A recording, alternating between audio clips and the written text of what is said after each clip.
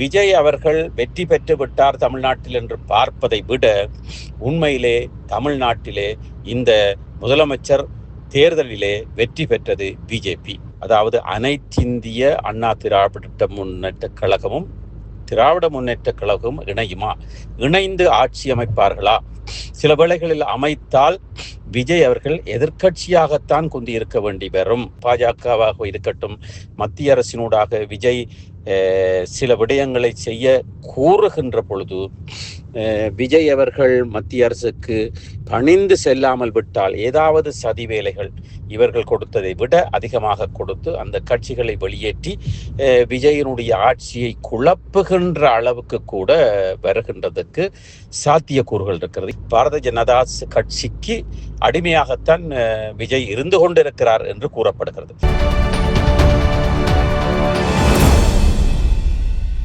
வணக்கம் லங்காபூர் ஊடக நேயர்களை மீண்டும் ஒரு சிறப்பு செய்தியோடு சந்திக்கின்றேன். இலங்கையில் தமிழக தேர்தல் முடிவடைந்து விட்டது, வாக்குகளும் எண்ணப்பட்டு விட்டது.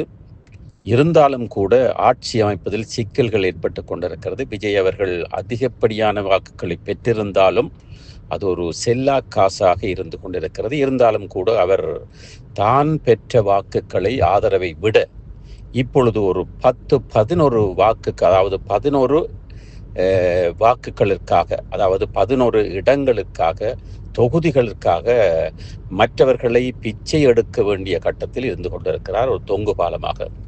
இருந்தாலும் கூட காங்கிரஸ் கட்சியாக இருக்கட்டும், மற்றும் விடுதலை சிறுத்தைகள்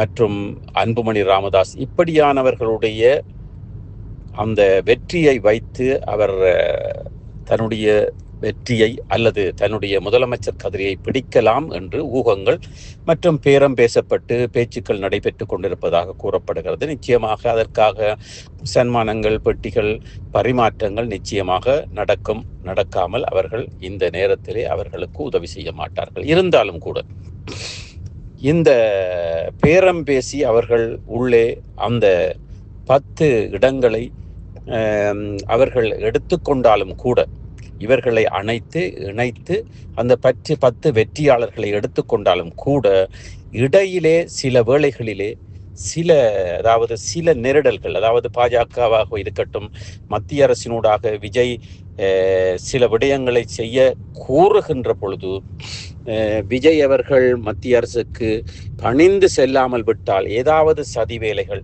இவர்கள் கொடுத்ததை விட அதிகமாக கொடுத்து அந்த கட்சிகளை வெளியேற்றி விஜயனுடைய ஆட்சியை குழப்புகின்ற அளவுக்கு கூட வருகின்றதற்கு சாத்தியக்கூறுகள் இருக்கிறது. இருந்தாலும் கூட நாங்கள் இங்கே பார்க்கின்ற விடயம், அண்ணா திராவிட முன்னேற்ற கழகமும் திராவிட முன்னேற்ற கழகமும் இணையுமா?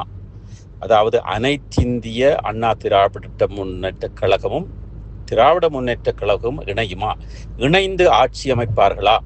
சில வேளைகளில் அமைத்தால் விஜய் அவர்கள் எதிர்க்கட்சியாகத்தான் குந்தி இருக்க வேண்டி வரும் என்று கூறப்படுகிறது. இருந்தாலும் கூட இங்கே நாங்கள் பார்க்கின்ற பொழுது திராவிட முன்னேற்ற கழகம் அழைத்தாலும், அண்ணா திராவிட முன்னேற்ற கழகம் நினைத்தாலும் விரும்பினாலும் அது ஒரு சாத்தியமற்ற விடயமாக இருக்கிறது. காரணம், இப்பொழுது அனைத்திந்திய அண்ணா திராவிட முன்னேற்ற கழகம் ஏடிஎம்கே பாஜகவோடு இணைந்துதான் இந்த தேர்தலுக்கு முகம் கொடுத்தது, வெற்றியை பெற்றது.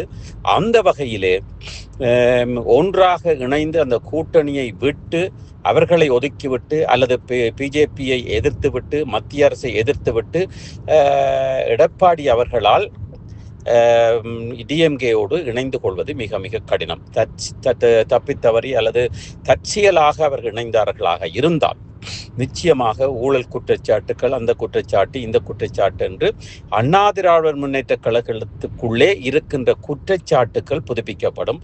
அவர்கள் உள்ளே தள்ளப்படுவார்கள். அப்பொழுது அவர்கள் ஈடாடுகின்ற கட்டம் அல்லது அப்பொழுது அவர்கள் பழிவாங்கப்படுவார்கள் என்பதால் அவர்கள் சாத்தியம் இல்லை. அதாவது டிஎம்கே அழைத்தாலும் ஏடிஎம்கேக்கு விருப்பம் இருந்தாலும் போகின்ற அளவிற்கு, சேர்ந்து ஆட்சி அமைக்கின்ற அளவிற்கு சாத்தியங்கள் குறைவாகத்தான் இருக்கிறது. அப்படியானால் டிஎம்கேயையும் ஏடிஎம்கேயும் பிஜேபி தன்னுடைய வசம் ஆக்கித்தான் செய்ய வேண்டும். ஆனால் டிஎம்கே முழுக்க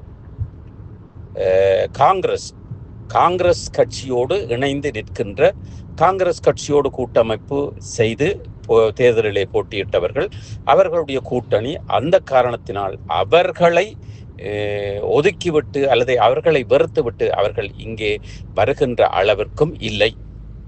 இருந்தாலும் கூட நாங்கள் இங்கே விஜய் வெற்றியை நாங்கள் பார்க்கின்ற பொழுது, இந்த டிஎம்கே எதிர்கட்சியாக இருந்து ஸ்டாலினுடைய மகன் உதயநிதி அவர்கள் எதிர்கட்சியிலே அமர்ந்து எதிர்கட்சி தலைவராக இருந்து கொண்டு விஜய் அவர்கள் ஆட்சி சில கட்சிகளை இணைத்து அந்த வாக்குகளை அல்லது அந்த வெற்றிகளை இணைத்து அவர் ஆட்சி அமைப்பாராக இருந்தால் நிச்சயமாக அவரும் இப்பொழுது இருக்கின்றது போல, அது பேசப்படுகின்ற ஒரு வதந்தியாக இருக்கட்டும் அல்லது உண்மையாக இருக்கட்டும், இப்பொழுது இருக்கின்றது போல பாரதிய ஜனதா கட்சிக்கு அடிமையாகத்தான் விஜய் இருந்து கொண்டிருக்கிறார் என்று கூறப்படுகிறது. அந்த வகையிலே அவர் தொடர்ந்தும் இருக்க வேண்டும். இல்லையாக இருந்தால், தான் கதிரையை பிடித்து விட்டேன் இனி ஒன்றும் செய்ய முடியாது இருந்தால் என்று கூறப்படுமாக இருந்தால், அல்லது என்று அவர் நடப்பாராக இருந்தால், அடுத்த நகர்வுகளை ஏற்படுத்துவாராக இருந்தால், சினிமா பாணியிலே அவர் நிச்சயமாக சோதிக்கப்படுவார்.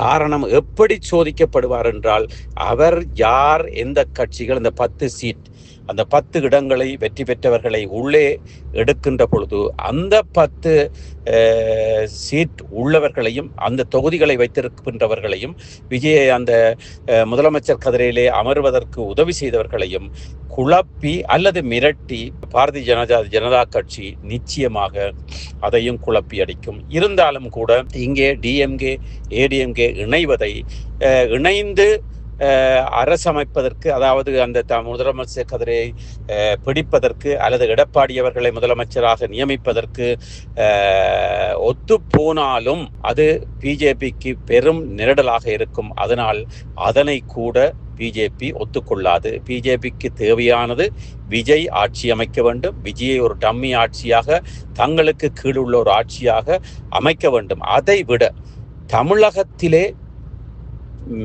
ஏடிஎம்கேயாக இருக்கட்டும் டிஎம்கேயாக இருக்கட்டும் 2 கட்சிகளையும் அழிக்க வேண்டும். அல்லது அந்த திராவிட மாடல் என்று கூறப்படுகின்ற திராவிட அந்த மாடலை அழிக்க வேண்டும் என்ற ஒரு முயற்சியில் தான் பிஜேபி முழுமையாக தமிழகத்தில் இறங்கி இருக்கின்றது. அதற்கு ஒரு சாதகமாக விஜய் அவர்கள் வென்றது. அதைவிட விஜய் அவர்கள் அந்த பிரச்சார கூட்டத்திலே விஜய் அவர்களுடைய தவறால் அந்த 42 பேர் இறக்கப்பட்டது, இதெல்லாம் பிஜேபிக்கு ஒரு வரப்பிரசாதமாக அமைந்திருக்கிறது.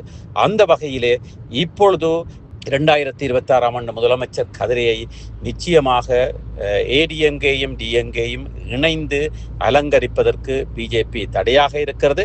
அது நடக்காத விடயம். அதை ஒரு புறம் வைத்துவிட்டு விஜய் அவர்களை இங்கே கொண்டு வருவதன் காரணத்தினால் விஜய் அவர்களை வைத்து ஒரு சில வருடங்கள் பார்ப்பார்கள். விஜய் அவர்கள் தங்களுக்கு ஏதாவது முரண்டு பிடிப்பாராக இருந்தால் அதையும் குழப்புகின்ற அளவுக்கு பிஜேபி இருக்கிறது. இங்கே விஜய் அவர்கள் வெற்றி பெற்று விட்டார் தமிழ்நாட்டில் என்று பார்ப்பதை விட உண்மையிலே தமிழ்நாட்டிலே இந்த முதலமைச்சர் தேர்தலிலே வெற்றி பெற்றது பிஜேபி. ஒட்டுமொத்தமாக விஜய் அவர்கள் இவர்களுக்கு பிஜேபிக்கு அடிமையாக இருந்து கொண்டிருக்கிறார். அவர்களுடைய சொல்லை கேட்டுத்தான் நடக்கப் போகின்றார். அந்த வகையிலே அவர்கள் இன்டிரெக்டாக பிஜேபி தான் தமிழ் நாட்டினுடைய முதலமைச்சர் கதிரையை மறைமுகமாக பிடித்து வைத்துக் கொண்டிருக்கிறது, பிடிக்கப் போகின்றது. அதுதான் நடக்கப் போகின்றது. தொடர்ந்து இருந்து பார்ப்போம். நிச்சயமாக நாங்கள் விஜய் அவர்கள் சத்திய பிரமாணம் எடுத்து அவர் முதலமைச்சராக ஆகுகின்ற காட்சியை நிச்சயமாக நாங்கள் பார்க்கக்கூடியதாக இருக்கிறது. பார்ப்போம். நன்றி, வணக்கம். இலங்கையர். சுவிட்சர்லாந்துல வீடு வாங்க போறீங்க, இல்ல ஆல்ரெடி உங்களுக்கு அங்க வீடு இருக்குன்னா இந்த வீடியோ உங்களுக்காக தான். ஸோ ஸ்கிப் பண்ணாம ஃபுல்லா பாருங்க. ஒரு மனிதனுக்கு வீடு அப்படிங்கிறது ரொம்பவே அத்தியாவசிய தேவைகள்ல முக்கியமான பங்கு வகிக்கிறதே இந்த வீடு தான். ஸோ அப்படி வீடு வாங்குறது, விற்கிறது, இது சம்பந்தமா உங்களுக்கு இருக்கிற நிறைய ப்ராப்ளத்துக்கு சொல்யூஷன் தர ஒரே இடம் தான் உங்கள் செல்வாசக். Your future our vision. இப்போ சுவிட்சர்லாந்துல வீட்டோட வட்டி விகிதத்துல வந்து நல்ல மாற்றம் வந்திருக்கு, நிறைய குறைஞ்சிருக்கு. ஸோ நீங்க ஏதாவது அக்ரிமெண்ட் போட்டு வச்சிருக்கீங்கன்னா இப்பவே அதை ரெனிவல் பண்ணி மாத்தி வச்சுக்கிட்டீங்கன்னா உங்களுக்கு நிறைய ப்ராஃபிட்ஸ் இருக்கும். ஸோ இது சம்பந்தமா உங்களுக்கு ஏதாவது அப்டேட்ஸ் வேணும், இந்த மாற்றத்துல உங்களுக்கு ஏதாவது டவுட் இருக்கு அப்படின்னா மறக்காம ஸ்கிரீன்ல தெரிய நம்பர் கால் பண்ணுங்க. சுவிட்சர்லாந்துல நீங்க வீடு வாங்கணும் இல்ல வீடு விற்கணும் அந்த மாதிரி ஏதாவது உங்களுக்கு தேவைகள் இருந்தா மறக்காம எங்களை காண்டாக்ட் பண்ணுங்க. உங்களோட எல்லா தேவைகளையும் உங்க ஃபேமிலியில ஒரு மெம்பரா இருந்து நாங்க பார்த்து பண்ணி கொடுப்போம். இது உங்கள் செல்வாசோக். இச்செய்திகளுக்கு பிரதான அனுசரணை செல்வாசோக் இமோபிலியன், சுவிஸ் நாட்டில் முன்னணி நிறுவனம்.